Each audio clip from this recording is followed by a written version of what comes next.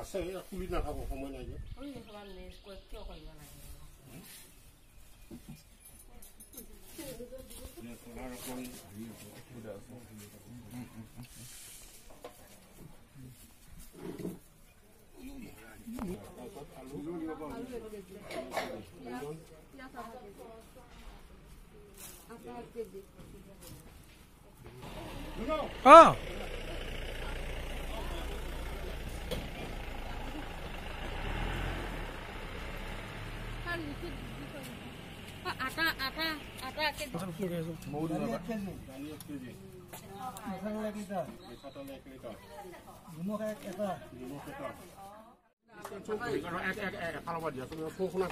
দালি দিয়া চেনি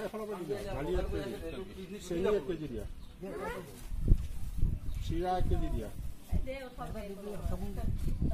মিঠাতেল 1 লিটাৰ দিয়া আলু 1 কেজি দিয়া 1 কেজি দিয়া তাৰপিছতে নিমখ 1 কেজি দিয়া বাবুদাদা যিটো লিখা আছে তাৰপিছতে চিৰা 1 কেজি দিয়া তাৰপিছতে আলু দিয়া 2 কেজি পালাইটো মিঠাতেল 1 লিটাৰ পিঁয়াজ 1 কেজি দিয়া আটা 1 কেজি দিয়া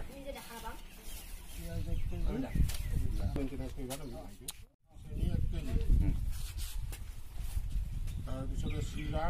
1 কেজি মিঠাতেল 1 লিটাৰ আলু 2 কেজি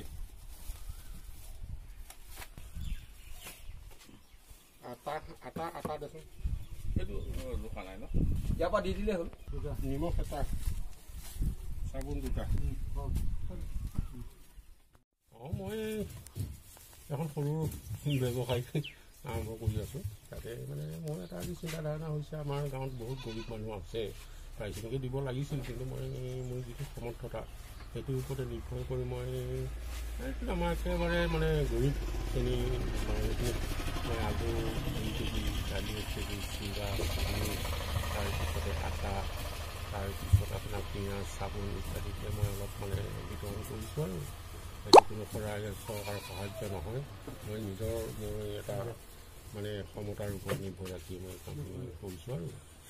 21 দিনীয়া যে লকডাউন তাৰ লগত এইটো আজি বহুত দিনীয়া হৈছে আমাৰ ইয়াত গাঁও অঞ্চলত সাধাৰণতে গৰীব মানুহ বহুত আছে গতিকে বহুতখিনিকে দিব লাগিছিল মই সিমানখিনি পৰা নাই তেও আৰু কিছু মানুহক মাতি আনি ঘৰত গৈ মই নিজে মাতি আনি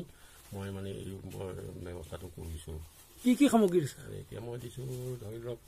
বেছি দিব পৰা নাই মই দালি দিছোঁ চেনি দিছোঁ চিৰা মিঠাতেল আলু পিঁয়াজ আটা তাৰপিছত নিমখ আৰু চাবোন এই নিত্য প্ৰয়োজনীয় বস্তুকেইটা মানে দিছোঁ যাতে তেখেতসকলে 2-4 দিনৰ কাৰণে কিবা এটা চলিব পাৰে ঠিক তেনেধৰণে মই আশা ৰাখিছোঁ আমাৰ নিচিনা আৰু বহুত ব্যৱসায় প্ৰতিষ্ঠান আছে তেখেতসকলে অন্যখিনিক সামৰি ল'লে দুখীয়া মানুহখিনি চলি যাব ইত্যাদি আৰু এই বুজাইছোঁ